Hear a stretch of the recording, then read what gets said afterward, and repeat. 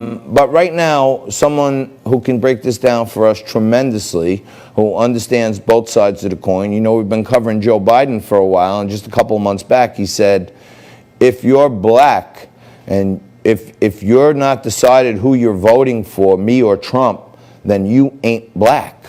And I think I know who this person is going to be voting for. Joining me now, Teisha Powell, nationally acclaimed attorney and also the author of the book, Trump Must Win, and we will discover the dark days we will face if Trump isn't reelected. Teisha, thanks so much.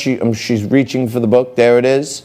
Trump Must Win, and go out and check that out. But never has the title of a book been so poignant to the sign of our times. Trump Must Win, Teisha. And it looks like the Black Lives Matter movement, which may have been started with good intentions, is possibly being infiltrated now by thugs and criminals, and the movement may be getting, dispersed because of it. Yes, it's so sad, John, because this is one of the largest civil rights movement in American history. Even, the New York Times was even probably pointing to that. But now, sadly, John, it's been hijacked by criminals. I mean, when you are literally killing people, you're killing people, God's people, you are destroying buildings, you are like taking people's livelihood. I think it's now time that we go back to a civilized country. And, it's just sad, John, if you hear what's coming out of Atlanta with an 8-year-old girl killed. And even that mayor, which I heard now is on, Joe Biden's small list for running vice president. I mean, people are saying that maybe if she had curbed the protesting earlier, this 8-year-old girl wouldn't have lost her life.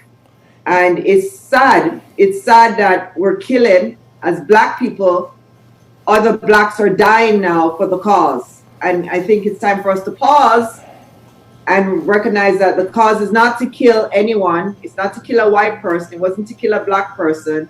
It was to bring equality and justice for all black people. But now when you start killing people, what do you do, John? Isn't it time for us to just disperse and move on? Yeah, I really don't think, Teisha, that that all the people that are dying for the cause. They're kind of this 8-year-old girl that you're pointing out that we talked about. She wasn't for the cause. She was killed by the cause, not for it, by it. So I mean, who's bringing these people to justice right now? We know what happened. Right? The car got shot at. Who's going after the murderer of an 8-year-old child? John, it's really sad. But like I said, if Black Lives Matter, why aren't black children lives being mattered? Black on black crime is big in America. Gangs kill gangs every day, John. Black people are involved in gangs. And why are we bringing this attention as well? Because Black Lives Matter. So why are the gang members still killing people if Black lives really matter? It's time that we kind of look and saying, okay, yeah, black with police, but what about black on black crime? What about that? We have to address that. What about the fact that former Vice President Joe Biden is responsible for so many black men in jail? He did nothing when Bill Clinton did that 3-strike rule. That's right. Why are we bringing that cause to attention? So let me ask you this, Teisha. As a black woman who's, broken many barriers, you're an attorney, you're a nationally known television figure, and you're always so kind to give us your time.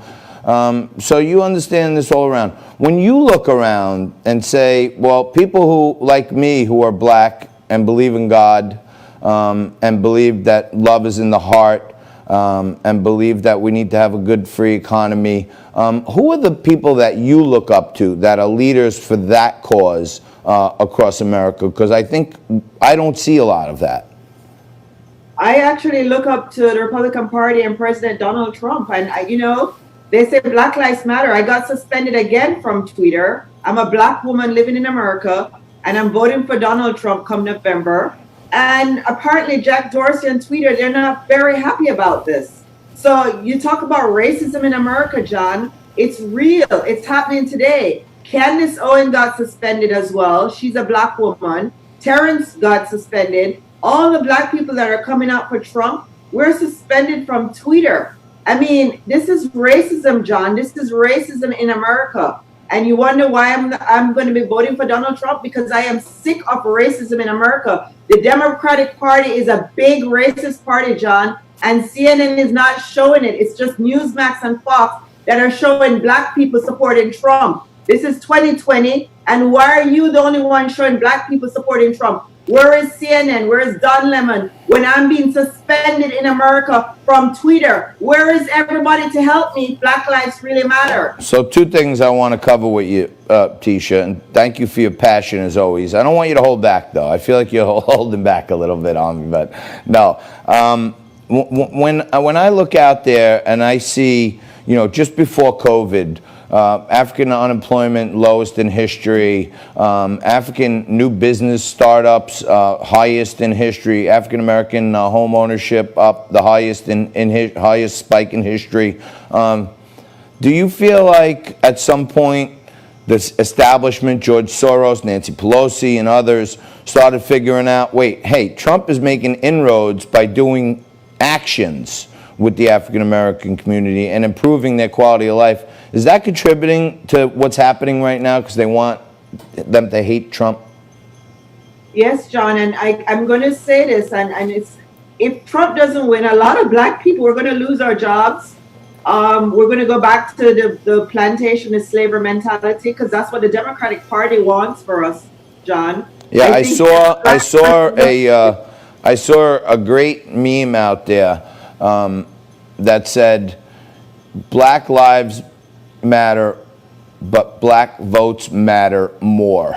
You know what I'm saying? Like the Democratic Party just keeps coming back to the inner city every 4 years to say, hey, we're doing a great job for you. You need us in there to fight those tyrants. But I want you to do a couple of guesses on something with me, okay? The 13th Amendment of the U.S. Constitution abolished slavery. 100% of one party voted to abolish slavery.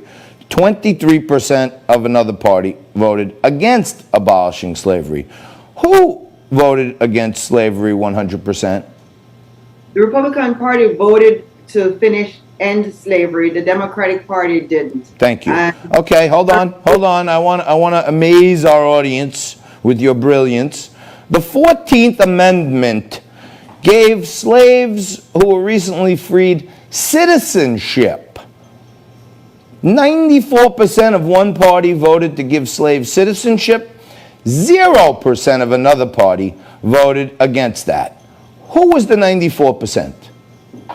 The Republican Party again voted. This girl is amazing at this game.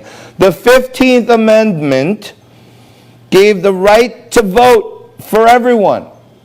Everyone. 100% of one party voted to give everyone rights to vote. 0% of the other party voted to give freed slaves the right to vote. Who was the 100%? The Republican Party, once again, always coming through for the Blacks. She's 3 for 3. She's won. She's the new host of the show. I'm taking the next week off. Tisha's going to be here in my place.